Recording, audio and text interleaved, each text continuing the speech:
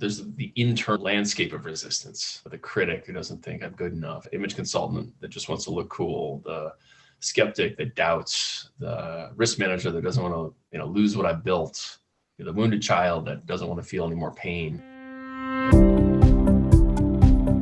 Thank you for listening to this episode of Changes Big and Small. This is your host, Damian. Each week, I interview guests or share research to help you make changes in your own life. This season, the focus is on living a life of purpose and with intention.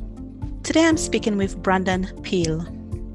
Brandon is a Midwesterner, best-selling author, impact entrepreneur, and an expert in social learning and culture change.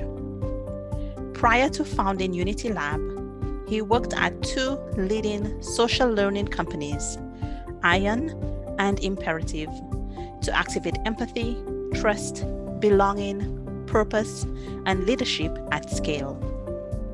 He is trusted as a keynote speaker, consultant, and program leader by organizations such as Google, Johnson & Johnson, Stanford University, JDRF, Morgan Stanley, the U.S. Marine Corps, University of California, Berkeley, LinkedIn, the U.S. Navy, Slalom Consulting, the U.S. Coast Guard, and the University of Minnesota. Brandon has written or co-written 4 books on purpose and leadership, and his work has been featured by news organizations such as USA Today, U.S. News and World Report, and Forbes. You can visit his website at unitylab.co. Welcome to Changes Big and Small, Brandon. Nice to chat with you today. Yeah, likewise. So let's start easy. What's your favorite memory from childhood? Oh my gosh, so many. I know. And even as I say the word favorite, I think that's kind of unfair because I usually think that words like best and favorite are not necessarily so helpful. But what's a great memory from childhood that makes you smile? So, I mean, like I said, there's so many. I've had a very happy, safe childhood. But I think the one that is coming to mind right now is the first time my stepdad took my brother and I across country in Winnebago from Chicago down to San Diego. And just this sense of adventure and, hiked the Grand Canyon. He taught us how to sneak into hotel pools. And then we went to Mexico and I got to buy fireworks and switchblades and like all the stuff you can't really do in the suburbs of Chicago. So I'm going to say that sense of like boyhood, adventure, mischief. Do you still carry forth that sense of adventure and mischief to today, would you say? I think it was more prevalent in my 20s and 30s. And and not all of it healthy. I definitely broke more than my fair share of laws and did more than my fair share of illegal substances. And my wife is really like our adventure chairman because she's like, I want to see it all. I want to do it all. I'm like, I kind of did it all. But I mean, that's not true. Obviously, there's so many countries I've yet to go to and cultures I've yet to experience. But yeah, I mean, ever since purpose took hold, my desire for novelty and experience kind of diminished in some regard. Even though I do crave diverse cities and experiencing diverse cultures, I guess maybe I'm present to my own mortality. Like I got half of my life left to live and a big purpose and a world that is messed up. She kind of makes fun of me. She calls me like a workaholic, but I love this. Like I'm playing my favorite video game, but my video game is humanity. And I just want to do that. That does sound exciting. And I think that's like the ideal, right? When you can merge what you do, what you spend most of your time on with something that is so compelling and so energizing for you. Engrossing. It's just like... So did you have any idea of the life that you would be living today? Not as a child, I don't think. Growing up in the Midwest in the 1980s is like growing up in the 1950s anywhere else. I mean, it was very like, study, play sports, marry your college sweetheart. Regimented? Yeah, just like, get on the professional services, white people train, and then make a bunch of money, move to the suburbs, make some more humans, and move to Florida and die. That was like the thing.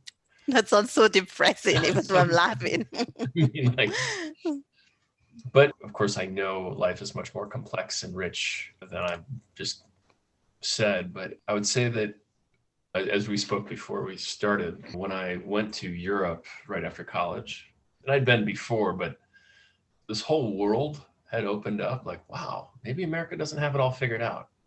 Like the Charles Bridge or beer gardens in Germany or French gardens. And I'm like, wow, there's a lot more going on here than my tiny little Chicago bubble. Can you identify a turning point where you got on the path that you currently are on? And we'll definitely get into that in a bit more detail. There were a few. I mean, that trip to Europe definitely was mind expanding. After that, I started reading and exploring intellectually different cultures. But I'll just say that in my 20s, by day, I was a hardworking, diligent, smart, professional services person. But by night, I was a total party animal and just got myself in all kinds of trouble. And I kind of thought that that was like the only option, that eventually I would capitulate, marry, move to the suburbs, Florida, death, the whole. But I had the good fortune in my late 20s, when I was in graduate school, there was this self-awareness course that was offered there. And it like captivated me like a lightning bolt. I'm like, wait a minute. You mean you can play with the software? That's cool. Let's play with the software. Like, meaning my own, consciousness, psychology, internal growth. Like I said, there's multiple turning points, but that program right there, I got that I was a jerk. I was mean and dominating and oppressive and exploitive to everybody. That I was ignorant. I knew nothing about the world. I knew Excel and PowerPoint and partying, but nothing that mattered. I knew nothing of poetry, philosophy, comparative religion, mysticism, all these deeply fascinating fields. I didn't know who I was.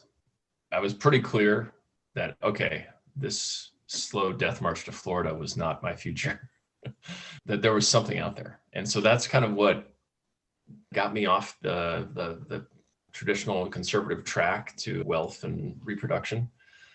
And so after graduate school, I left New York and moved to the San Francisco Bay Area, where I just threw myself into all things personal, spiritual development. And for like 7 years, basically, it was just playing with the software. I'm still doing it, but that 7-year push was really profound. It was a bunch of landmark work and men's work and hallucinogens and Burning Man and going to India and meditation and, therapy and just trying to basically clear out the cobwebs, trying to find out what's really true.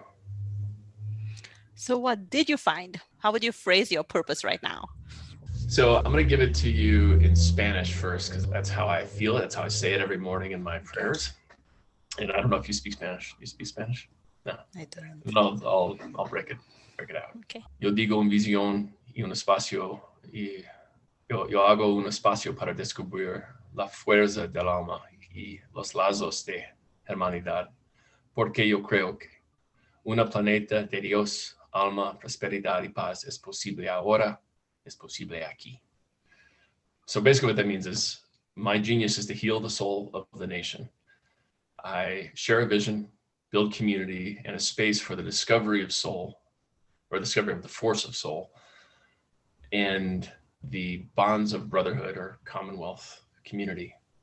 Because I fundamentally believe we can have a planet of basically heaven, soul, prosperity, and peace right here and right now.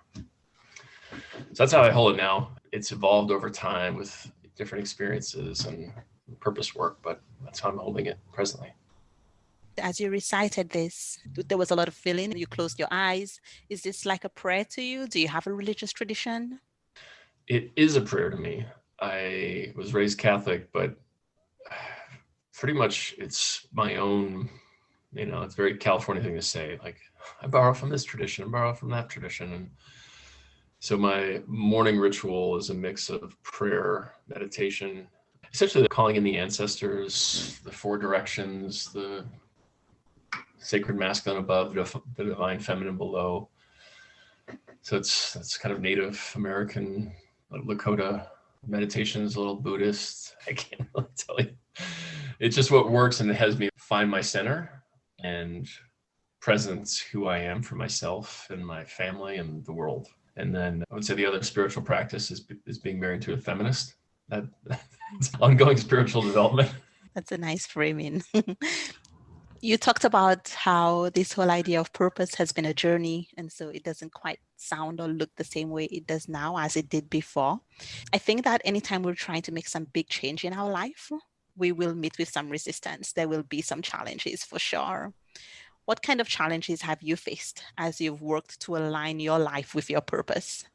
I guess I could also ask it in a different way. How has living your life on purpose, with purpose, disrupted your life?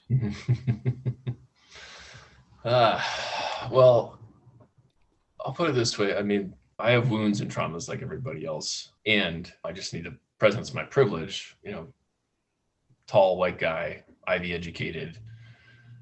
My wounds are not the same as other Americans, other humans. So I moved into my kind of spiritual or purpose journey with a lot of confidence and faith that I would figure it out. I didn't have any internalized oppression, any societal oppression or anything like that. I'm like, ooh, I touched this kind of live wire. This is more alive than I've ever felt. Let's just keep going in that direction. I want more.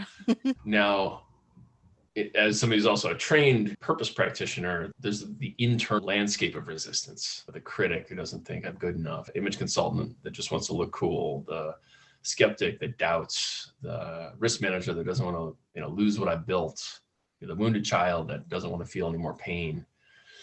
I was lucky in that in my early 30s, I met a purpose guide, and we get to look at each of these voices and to see kind of what their contributions are, the roles that they play, and also the ways that they limit, and then to negotiate with each of them to get permission to discover the fullness of purpose, and then also to integrate my life and my career around it. So it was a very kind of surgical process, very linear. It was developed by Tim Kelly, who also founded the True Purpose Institute. So I didn't have to deal with much internal resistance because of that process. When I guide people one-on-one or when I deliver programs, that's a key piece of it, because anybody can have a peak experience. Like, you can volunteer, you'd be like, oh my gosh, my purpose is to help, battered women, or my purpose is to create a loving relationship between humanity and the planet. But what do you do with that when you get all these voices saying, no, no, no, no, no, no, no, no, no, no, no, no, no. So I'll put it this way. Before I began the purpose journey, I was still in that kind of 7-year period of deconstruction. I didn't have a lot of mentorship and guidance, and I deeply damaged some relationships, specifically with my dad. He still hasn't forgiven me because I essentially projected and personified everything wrong in the world on him and his worldview and his lifestyle and all that.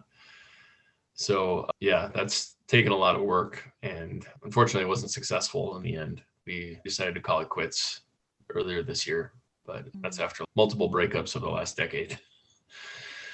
I'm sorry to hear that. Yeah. And that's sometimes what you have to do. I mean, setting healthy boundaries, like, I am not going to be in a relationship that doesn't have boundaries, or where there isn't mutual respect, or I have to bear witness to racism and sexism and anti-Semitism and all that. I'm not creating that in my life. I don't want those things.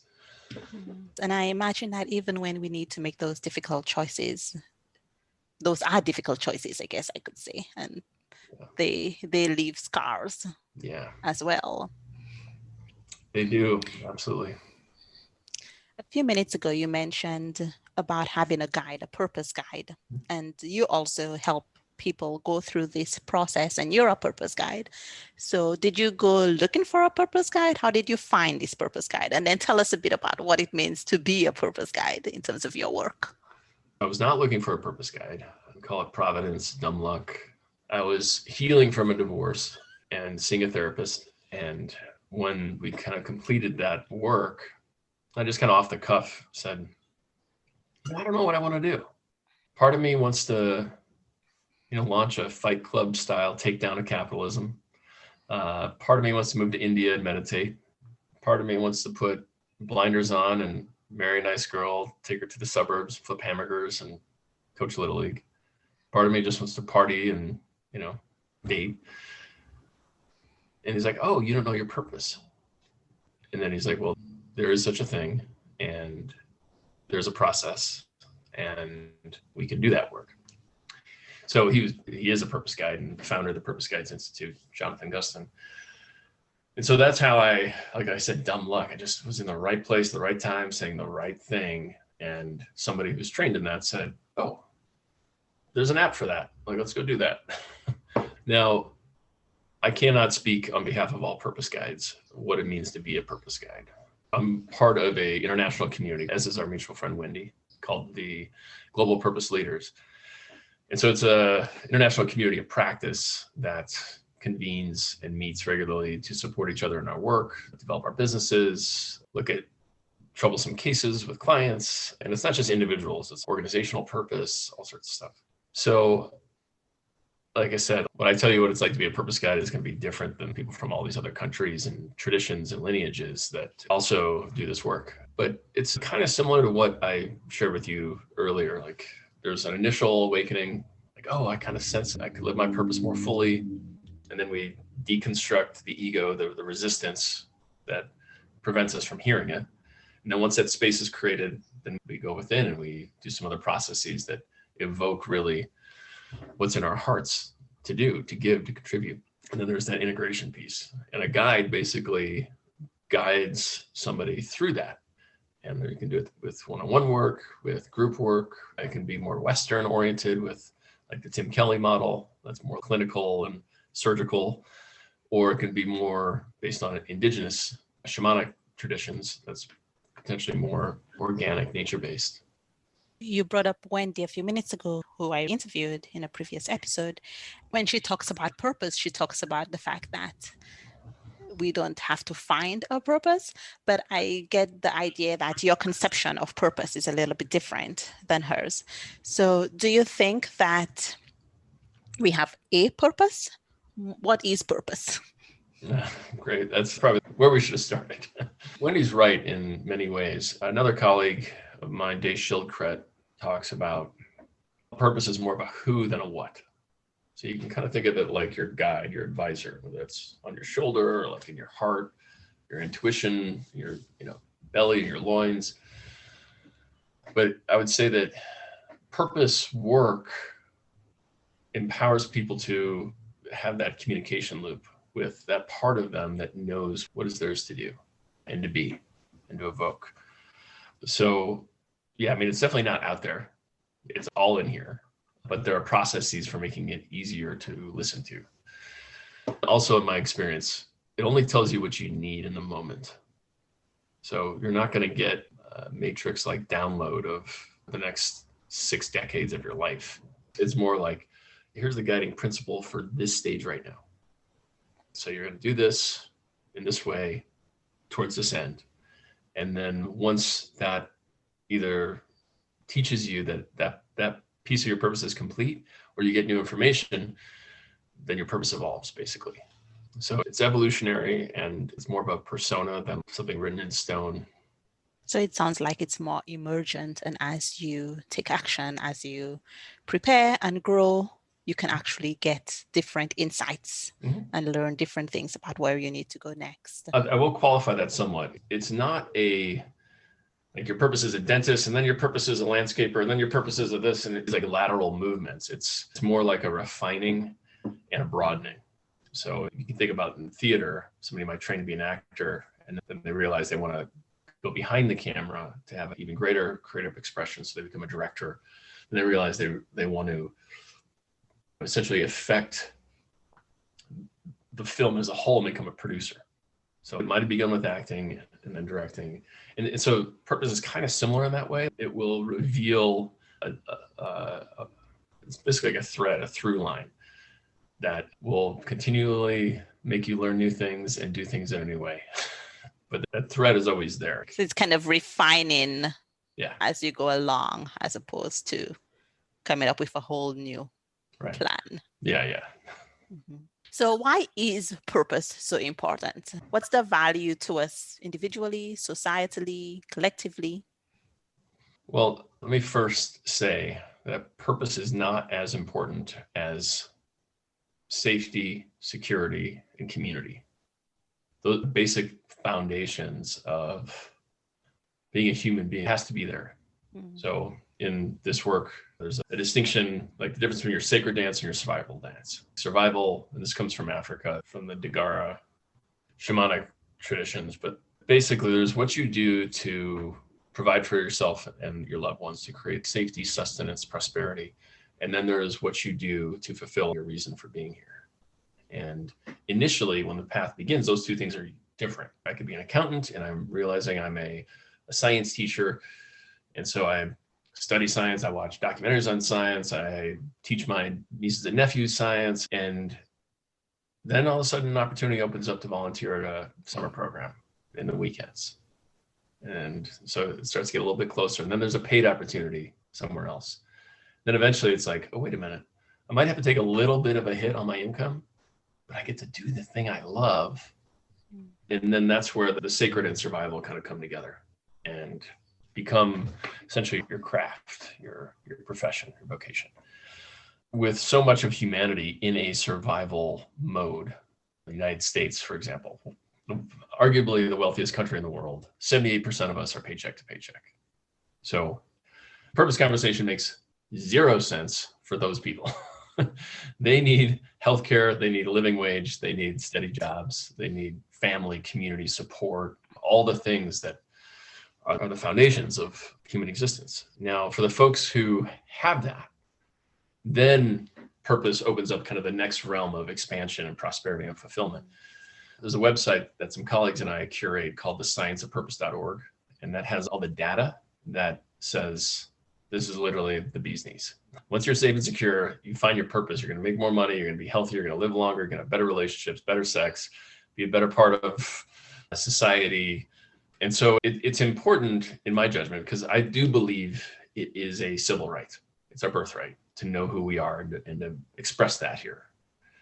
To have that without safety and food, it does you no good. Because even if you knew it, still your number one job would be make sure there's enough food, the lights are on, and the rent is paid and all that. Yeah, as you were speaking, I was thinking that purpose and finding your purpose and searching for purpose can really be a privilege. And like you said, you really do need to have things in order. So it's a bit like, okay, maybe I want to be a musician and that's going to be my goal. But right now I need to pay rent. And so I'm going to do what it takes to pay rent, which might not be just busking. This is also making me wonder about our education systems and the other systems within our society. Because if something's important enough, if we value it enough, we find ways to weave it into the fabrics of our society, including in education. Yeah. And so I'm wondering about that. And well, that's actually exactly where the conversation is right now. Like all of our systems, education is so easy to point fingers at, but all of our systems are not optimized for purpose, actualization, and expression. They're optimized for production and wealth accumulation by a few folks in the cities. And so I'm not saying there's anything bad or wrong. It's just we're not set up that way. We haven't, as an American society, as a globalized species, said that purpose is important. Because if it is important, then we do everything different. We do education different, we do culture different, we do family different, we do healthcare different, we do our economy different. Everything is different. It's all set up to basically keep us in a starvation subsistence state so that we can't become who we are. So right now, you're probably witnessing it in Europe in some regard, but a lot of folks are questioning everything because they're like, none of this makes sense. I'm not going to do that anymore. That doesn't make sense. Why am I in this world where nothing makes sense? I think one of the dangers that I see is that we're coming to the realization of things not making sense without necessarily having systems in place to have the conversations, to make the disruptions, to make the transformations that will allow us to deal with those nonsense things that we're observing. Yeah, that's absolutely where we're at. And I think there's a growing awareness, but the leadership and political skill to communicate that and to enroll people in what the new normal needs to be is missing. among those who are in power in the old system. They don't really get, because nobody mentored them to help them find their purpose. Nobody showed them that you can have a better society. They're like, oh, everything's wrong. And a bunch of people over here are saying we need to do it another way.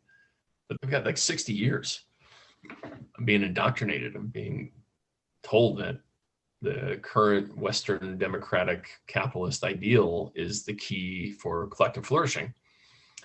And none of the data supports that. I think we get indoctrinated in terms of a more individualistic, consumeristic way of life as opposed to some other cultures. And there are good things and bad things to the different ways of being as well. When we think about purpose and about aligning ourselves to our purpose, how do we know when we're aligned? You've already shared the website that you have, Science of Purpose, is it? Mm-hmm. And so many of the great benefits of purpose. What about in terms of feelings within ourselves and the way that we can see this manifested in our own lives? We all have an intuitive way of knowing what's true. Do you have someone in your life that you love? Yes. If I tried to convince you didn't love them with all this data, or like had all these lawyers and scientists like, love is a fiction of your imagination and you don't love that person, you'd be like, go pound sand. Like, I love that person regardless of what you just said. And that's because we all have this intuitive knowing. I know I love my wife. And no matter how much science fiction or neurochemistry I prize myself of, I realize there's more going on in chemicals. There's a deep knowing, a truth that I individually recognize as love. We all have that. And we also have those other voices that doubt, that are trying to help us survive in this society that wants other things for us than our purpose. So in my judgment, and again, it's just my judgment, I'm not the purpose pope, I don't think you can actually learn to trust that until you've dealt with these 5 things in the way. So until you have a direct relationship with the critic, skeptic, image consultant, risk manager, wounded child, otherwise they kind of muddy the waters constantly. Like when I play guitar, I come alive, but then I hear my dad saying, what are you going to do? Work in the music factory? Like there's all this stuff. And so, like I said, it takes training, and it doesn't have to come from a purpose guide, by the way. There are Jungian therapists. There are many spiritual traditions that train as part of the initiation process to learn how to trust the inner guidance. So we have to be trained in that way. And then we can say, oh yeah, okay, this is what that feels like. This feels alive. This feels mysterious, maybe even a little bit dangerous. Like, wow, this feels good. Whatever this is, the knowing piece takes some work and some guidance and some frameworks. Even if, let's say, you get this full download, this is who I am, this is what I do, this is how I do it, and this is to what end I do it for. And you have relationship to all these internal ego parts. Life, as we just discussed, is still deeply dysfunctional in just about every way.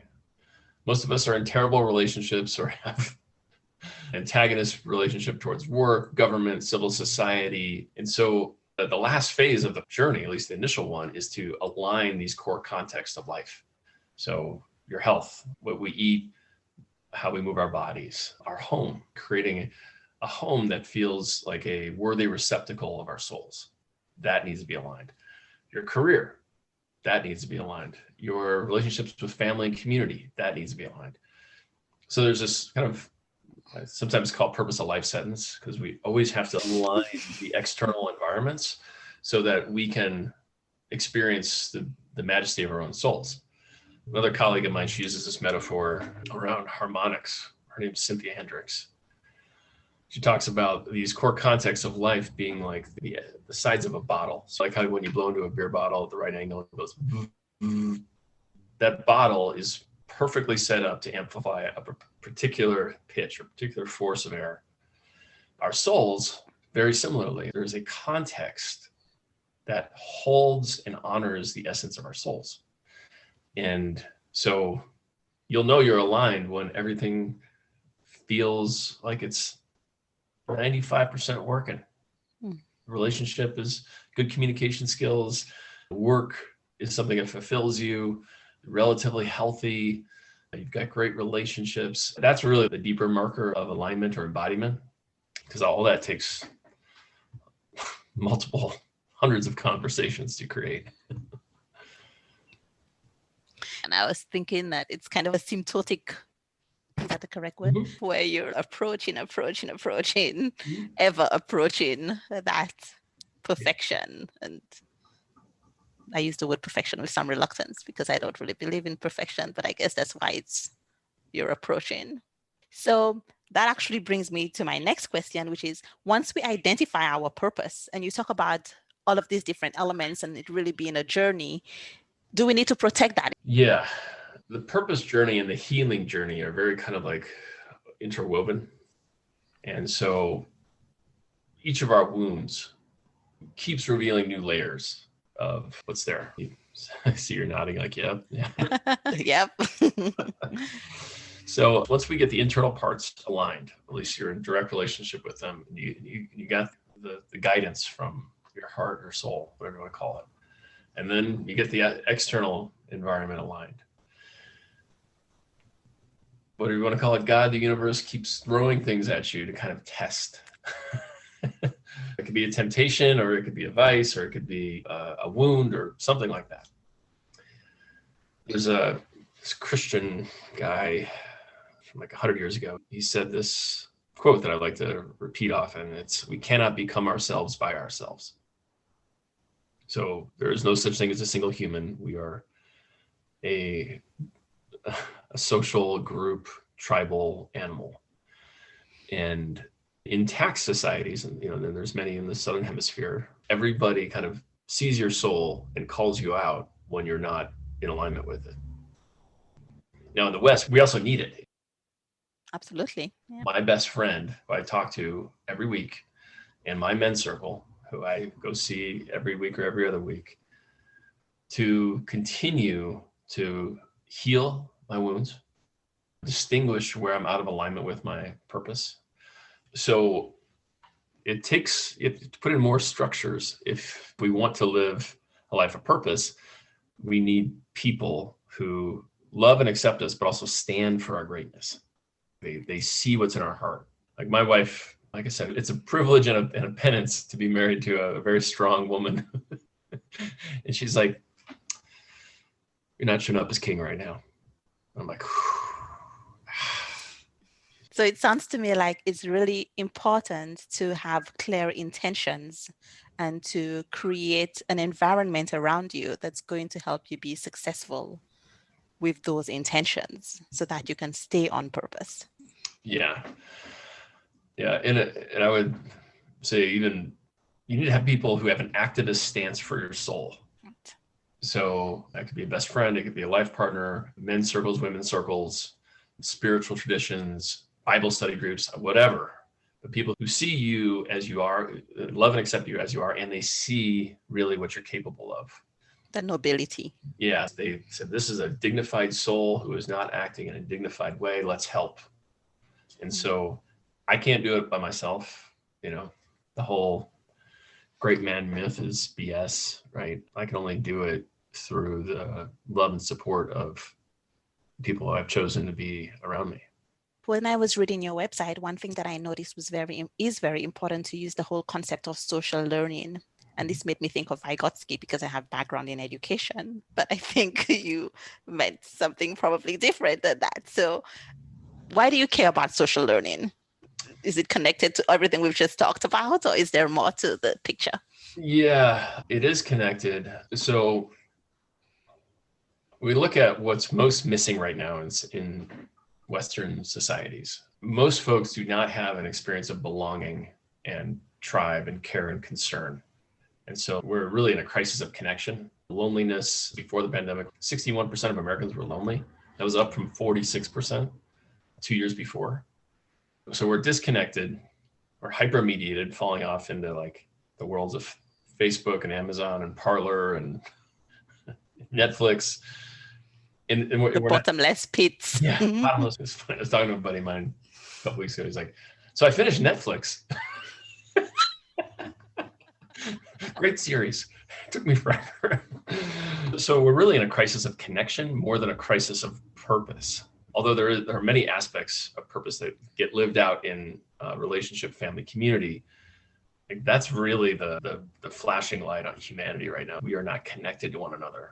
Many of us are, lonely, disconnected, stressed out, willing to basically turn other people into enemies without any evidence. When you look at social learning, I personally hold the method that my former employer, Ion, developed as like the gold standard in terms of how we both provide transformative education to people and how we meet that deep, deep longing to belong.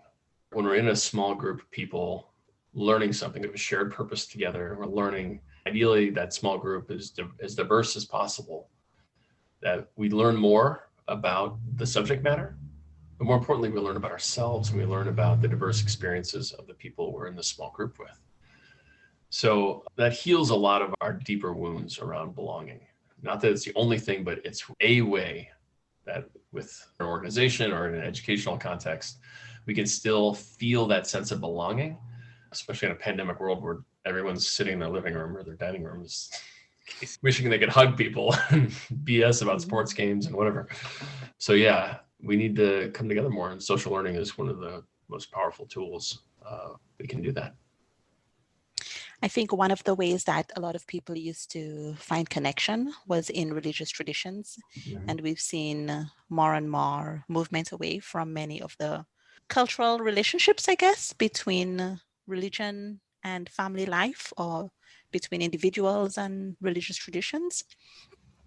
So, for example, I grew up Catholic, even though I'm not Catholic anymore. And I remember one of the things I liked most about going to church was the fact that I could go shake people's hands during the greeting. I don't remember what the priest said most of the time, but that it was really about that connection. And I see some people moving towards Eastern traditions and looking at meditation or yoga or those types of traditions, looking for that connection. If we go back to some of the traditional ways of thinking about life, so whether or not that's in religious tradition, indigenous traditions, there was a sense of belonging to a connection with God or with Mother Earth or with many of those types of things, which is something that we have missed. I often listen to Tara Brach's podcast, and she tells a story about a little boy being afraid and telling his parents that he's afraid. And they say, oh, pray to God and God will help you through this fear. And his answer was, I need somebody with skin on. And so as you were talking about that need for connection, I think to a lot of people, and now even more than ever, where we cannot make some of the connections that we want because of COVID, I think a lot of people are feeling I need somebody with skin on. Yeah. I completely agree. And that was at least in the United States, like the steady moderating force was that almost everyone was Christian or they were Jewish. And every Saturday or Sunday or Friday, whatever the case may be, they were together. And I grew up Catholic as well. And I love that. Peace be with you. Oh, yeah. Peace be with you too. It's a lovely expression. Yeah. Yeah. And there's good reasons that people aren't part of those traditions Absolutely much any longer. But we haven't done a good job of recreating that for ourselves. I've been very fortunate with my work with the Mankind Project that I have men who I can touch and grab and love and stand for and fight with. It's not a religion, but it's a community with a shared purpose. Which is what a religion is in a lot of ways. Yeah, in a sense.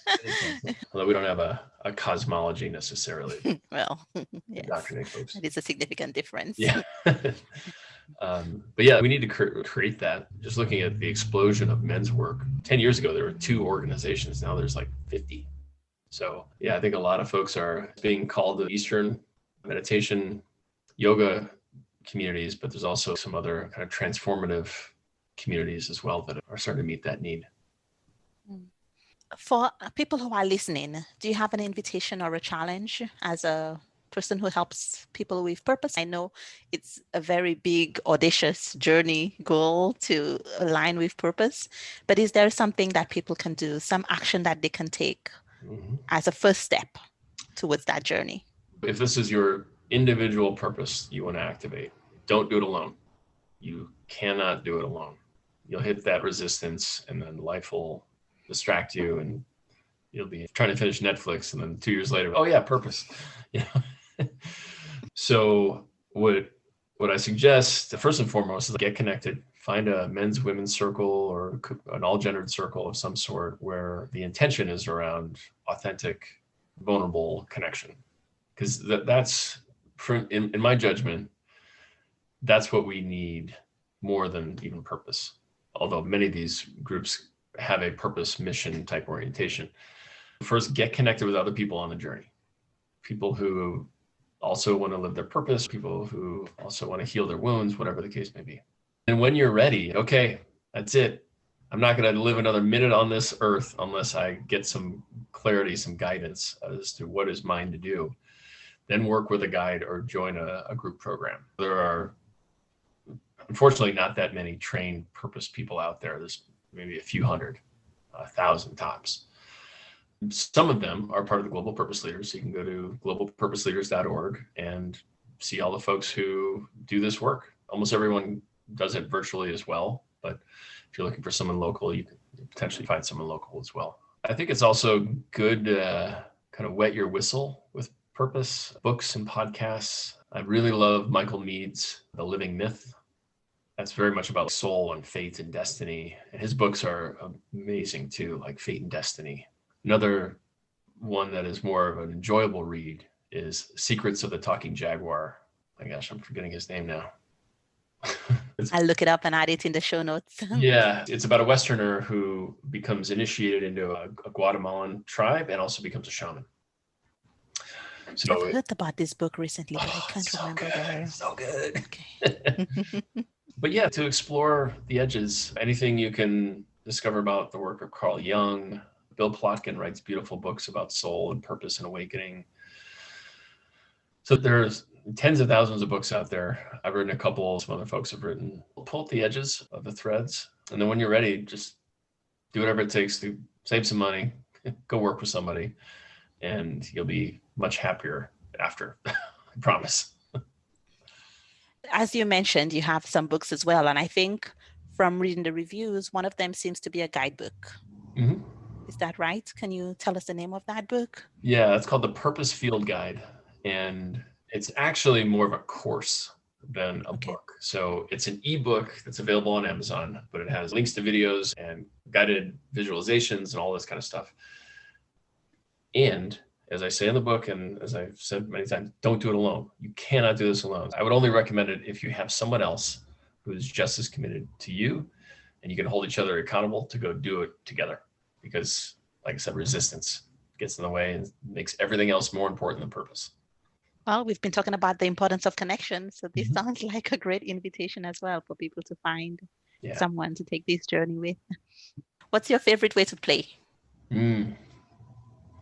So many. I would say, kind of sharing my kind of fratty upbringing, but I'd love to go out and go to a karaoke bar with a bunch of strangers and drink beer all night and sing karaoke and make small talk. I mean, that's one of my favorite things to do. Of course, I haven't done that in many moons.